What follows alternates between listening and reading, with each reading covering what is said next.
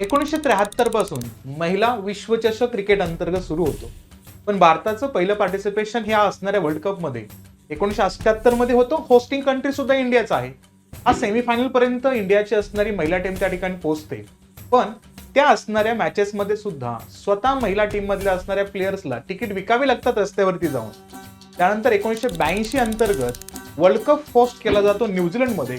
तर न्यूझीलंडमध्ये जाण्यासाठी सुद्धा पैसे नसतात, तर प्रत्येक खेळाडू स्वतःच्या असणाऱ्या पर्सनल खात्यातून 10,000 रुपये त्या ठिकाणी देतात आणि त्यानंतर ते पोहोचतात तिथं. आणि तिथूनच असणारा हा प्रवास, 50 वर्षाचा असणारा हा अविरत चाललेला प्रवास एका अतिशय असणाऱ्या सुंदर क्षणापर्यंत येऊन थांबला. आणि बरोबर रात्री 12 वाजता हरमनप्रीत कौर यांनी एक कॅच घेतला आणि एक महिलांच्या क्रिकेटमधला असणारा एक अलिखित पद्धतीचा असणारा दुष्काळ संपून आता एक नवीन दिशा देण्यासाठी हा एक सगळ्यात महत्त्वपूर्ण असणारा विजय भारतानं नोंदवला. साऊथ आफ्रिकेला फायनलमध्ये 2 नोव्हेंबर या असणाऱ्या दिवशी हरवून भारतानं पहिल्यांदाच एका वेस्टर्न कंट्रीच्या शिवाय, म्हणजे ह्याच्यामध्ये फक्त इंग्लंड आणि ऑस्ट्रेलिया या 2 टीमचीच असणारी नावं कोरली जात होती, आता तिसरा देश म्हणून या ठिकाणी भारत या असणाऱ्या चषकावरती स्वतःचं नाव कोरतोय.